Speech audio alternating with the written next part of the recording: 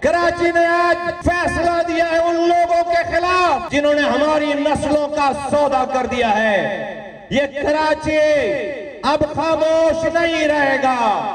ये कराची अब जाग चुका है। आप इस शहर के भाइयों को तुम आपस में लड़वा कर अपने मजलूम मकासद पूरे नहीं कर सकते।